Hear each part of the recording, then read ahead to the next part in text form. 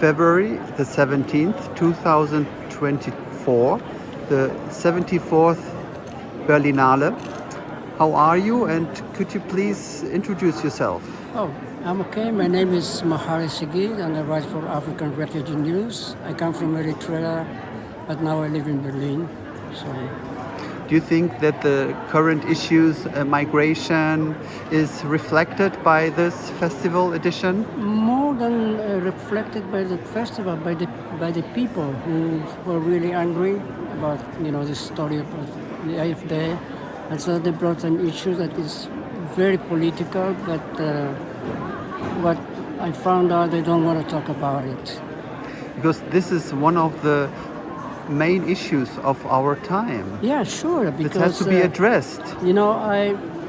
I live here in Berlin. I have 2 children, big enough, and I started being afraid of all these things, against not colored people, but against all that comes from foreign countries, Arabs, and this is not good for Berlin. Yeah. And now people had understood that this is a very difficult moment and very grave. So they go in the street, and this is very good. But the Berlinale, they don't want to answer. They are afraid to answer. I heard Petzold and today Dresden, they don't want to talk about it.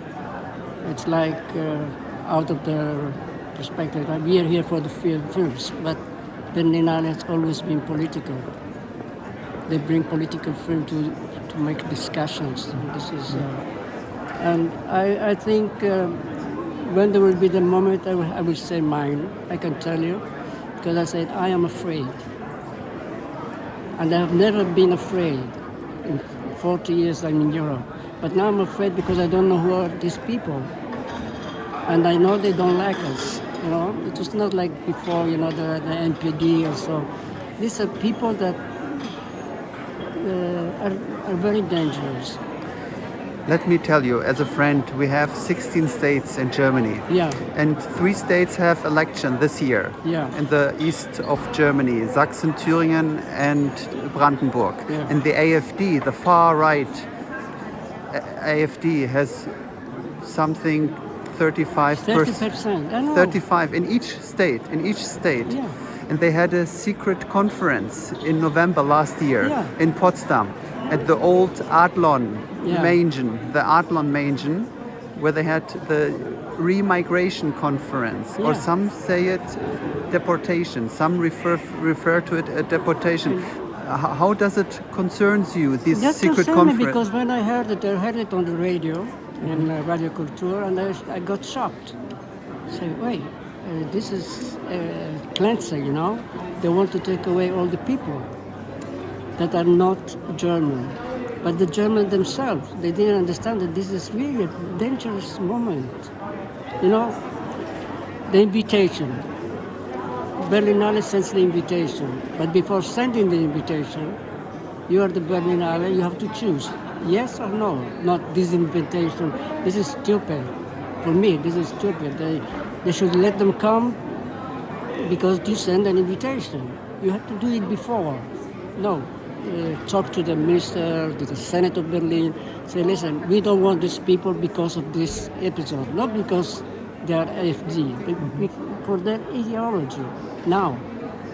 And this was a big mistake, and now it turned like fascist. All the journalists, they come there from ZDF and so on, they say, well, what do you think about the AfD? But the jury, they're not German. Just because she's a black woman, they asked her about AfD, but she doesn't know what is AfD. I know it because I live here. I tell you one thing. When it started in Leipzig, every Monday, a friend called me and said, Mahari, come over. There's something very strange. There are a group of young men. So I went and I wrote, who is hiding in the Trojan War? The horse with the mythology of the... Because suddenly the election and they get 10%. You don't get the 10% if you don't have a base, And now they're really like they want to do this educational system, they want to change it. They are in TikTok. This is a bit dangerous. And I'm glad that you're talking about Yeah, it. absolutely. And I have to tell you that the AfD is the German party that has the most views on TikTok. Yeah. And what do you think about the situation in Europe? Orban in Hungary, Le Pen in France, Meloni, in Italy. But you know, Meloni doesn't make me afraid. You know why? Because I know her when she was young. And she's born in Bidoville of Rome, Garbatella. So she was not in Parioli where the rich people lived, you know, this fascist, ex-fascists and so. So, but Le Pen, I heard her father long time ago, and then I see her, she has the same ideology of her father.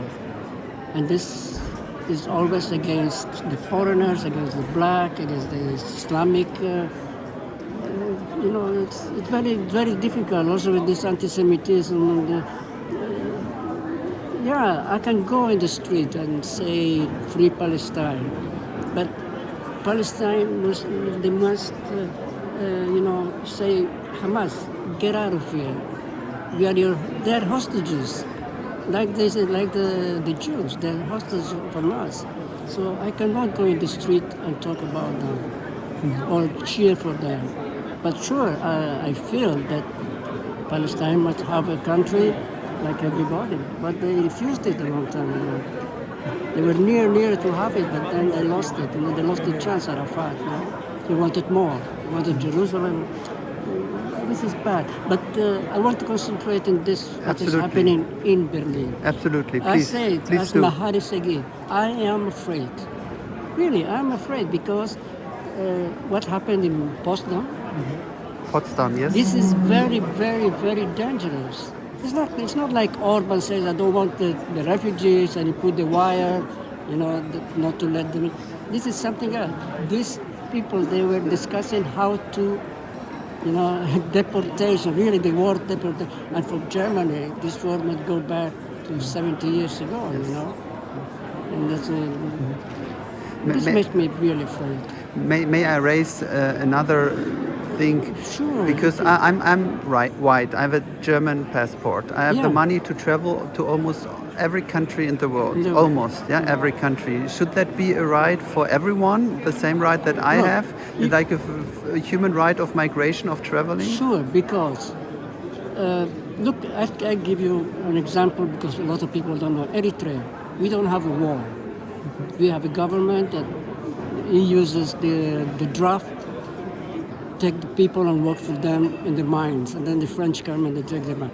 So the refugees that come here, they are social refugees. They're not political refugees. One or two journalists. But they live there, you go to Eritrea, it's normal life. Right? But if they don't give them the visa to come and study, they go back home. But give them the visa. They don't have to spend $5,000, give them, go to Libya and then, you know, cross the Mediterranean. What you said is right. People must be free to move, to immigrate. Like the Italians made in America, like the German made in Argentina, you know, or in Africa. But if you don't give the opportunity, they will do the wrong way. Yeah. I really like San Egidio in Roma. I like them. So I tell you one thing. I worked with Sant'Egidio in 1974 because Sant'Egidio wanted to bring peace between Sudan and South Sudan. Yes. And I lived in Sudan 10 years. Yeah, in the area of Omar al-Bashir. Yeah, in that area. Also, yeah. And then what happened? Sant'Egidio, the Vatican was a bit, you know, no more money, no more problem. And so they had to get money to go on because Sant'Egidio in Rome, they feed every day 10,000 people. It's like here the Franciscan Super.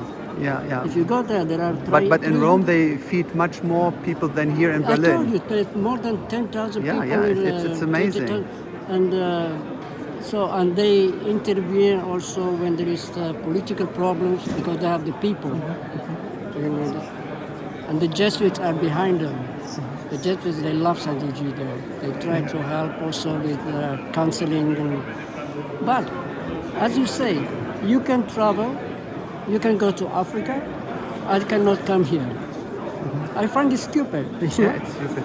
Because if I have the opportunity, I have the money or I have a scholarship, you have to give me a visa. But what I want to tell you about San Egidio is that they have an amazing idea. They wanted to implement humanitarian visa for Yeah. everybody, and they talked to the European Union, to the administration Yeah. of the EU in Brussels, and they told them just issue humanitarian visa to the people in Africa. In Africa, yeah. What you said, that they don't spend $5,000 for criminals. They can pay for the visa. Yeah, they can pay for the visa first, and then with the rest of the money, they can do a startup when they come Yeah. or whatever. But this was I And they, always say. they rejected this humanitarian visa You know, by the- San Egidio. They rejected. Look, Europe is making a lot of mistakes. The big mistake is feeding Ukraine with money and arms. If you have this power to give them money, have the power to say, now we sit down. They did it in Vietnam. They did it in Africa, in Congo. Why don't they do it here? What do you think? To defeat Putin? It's too much because he is too powerful. Not him, but also the people behind him. You know, this is. Could you just say a sentence? What was the most beautiful thing you experienced in Sudan? What do you In love Sudan, about Sudan? I studied there, so the Sudanese people, before the coming of the Islamic Brotherhood, it was okay. Also with Bashir. Then Bashir was under the influence of the Islamic groups, and everything broke up. Sudan was rich, a lot of things, oil, cotton, Arabic gum, that you need for everything, for sweets, for... But now they have this war. My sister was there. We took her out. She had an Italian restaurant, she lost everything. Why? Because the interest of China and Russia, they're now colliding. Because Europe wants to go back. You heard the Minister of Interior, she was in Sudan. Why didn't she go 3-4 years ago? Because the problem was aching, you know, like they go now because they need Sudan for the Arabic gum. You know, Arabic gum is really important. Sorry. No, for don't the worry, Arabic don't gum. worry. But I tell you, Sudan I say was because now it's destroyed. My sister said there is nothing left of what it was. One of the most important Pan-African countries. All the countries used to meet. I saw Arafat, King Hussein, King Fahd, the one from the Queen Elizabeth used to come to visit because Sudan was. So it was an open country. They tried to make peace with Ethiopia, Eritrea. They didn't succeed, but it was a country of peace. Now it's lost. I tell you, it's a desolation. Thank you so much. With 20,000 dead in one day during the war. In one day. Now it's 6 months. We don't know. So, Thank you. okay. Have a